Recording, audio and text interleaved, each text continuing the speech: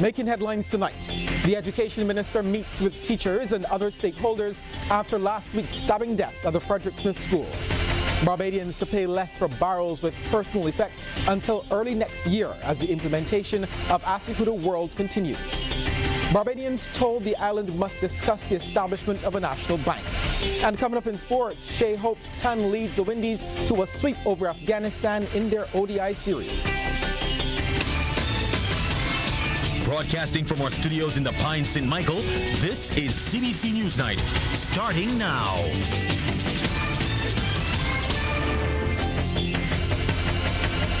Hi, I'm Shane Jones, leading the news at 7. Handheld metal detectors are among a number of measures to be introduced when classes at the Frederick Smith Secondary School resume later this week. On Thursday, all fifth form students are expected to return to the Trent St. James Institution, while the other year levels will be back on Friday. Education Minister Santia Bradshaw made the announcement moments ago at a press conference attended by senior education officials, teachers, unions representatives, and members of the board. She explained the delay would allow for those affected staff members and students to attend counseling sessions.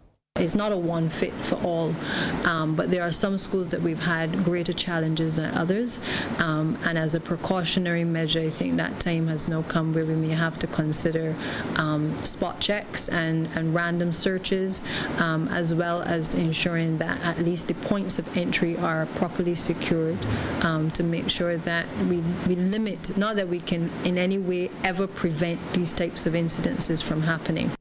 Ms. Bradshaw has asked parents to accompany their children. She also disclosed a hotline has been set up for those affected staff and students to reach out. As government MP wants the community to play a greater role in the lives of young Barbadians, as many are losing their lives due to gun violence. Minister of Energy and Water Resources Wilfred Abrams suggests something has gone wrong, reminding Barbadians everyone has a part to play and cannot sit idly by. He was taken aback by the death of the schoolboy last week. Minister Abrams shared his feelings during a Christchurch East Branch meeting at the St. Bartholomew's Primary School. He suggests Barbados should not be content in seeing its young men in boxes rather than a manager's chair. I don't want to hear about a young man from Parishland who got shot or stabbed. I want to hear about a young man from Parishland who started his own business. I don't want to hear about a young man from Silver Sands who shot somebody else. I want to hear about a young man from Silver Sands who helped somebody else to change their life. That is what I want to hear. But we have to put it within our minds that we are the ones that have to help people to change themselves. Meanwhile, a local entertainer has made a plea to parents to take more responsibility for their children's actions. Former Sweet Soca and international soca monarch Biggie Irie says last Friday's incident that involved the killing of a 16-year-old student puts a dark cloud over the entire country. He says parents need to play a bigger part. Parents need to pay more attention to what their children are doing and to what they're taking to school. Search them. Don't be afraid. Don't be your child's buddy. You know, you got to be a mother. You got to be a father. You know, search them and make sure that they're not taking the school weapons. Make sure that they have the right things in the school bag. Make sure they do their homework. Make sure they're home early. Make sure they're not gambling at school. All these things, you know, it's not right for young children, and it saddens me. The entertainer believes respect is lacking. When I was growing up, I feared the police. I even feared the firemen. You know, I feared the garbage man. But children nowadays don't fear anything. They have no respect for nothing, you know. Not all, you know, a selected few, but they need to parenting. When you send children to school, you can't depend on the teachers to be their parents. The teachers are there to teach. So the parents need to do their job and be parents to the children. Barbadians will get an ease on port changes for barrels coming from now until January 5th. Chairman of Barbados Port Inc. Senator Lisa Cummins says they have made the decision to cut the cost of these containers with personal effects by 50%, as well as waive all storage fees. She was speaking during last night's edition of The People's Business on CBC TV 8. More from Lisa Lord.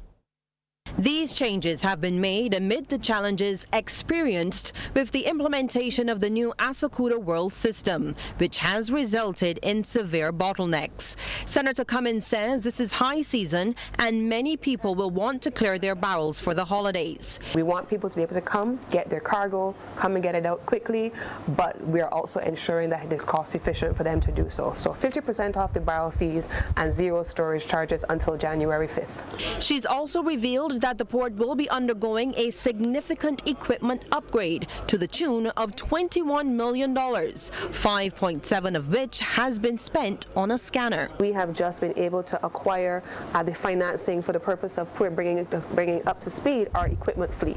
So we're purchasing not more gantry cranes, but more straddle carriers. We're purchasing forklifts, bomb trailers, and so on, what we call a jockey that takes the container through the scanner, because one of the things that the comptroller and the minister talked about was risk management. And one of the imperatives of the port and customs and all the agencies functioning in there is to ensure that we follow security procedures.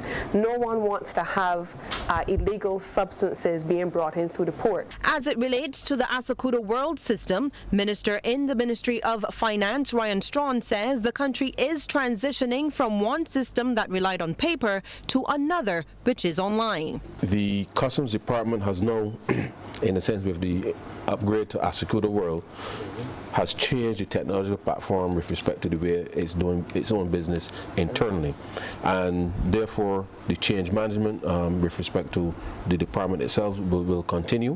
We'll reach out to the brokers, but Customs has three objectives: revenue, national security, as well as business and trade facilitation. And we have undertaken that we will ensure that those three objectives are met and supported for the Customs Department in collaboration with the Barbados Port Inc. as well as the other stakeholders.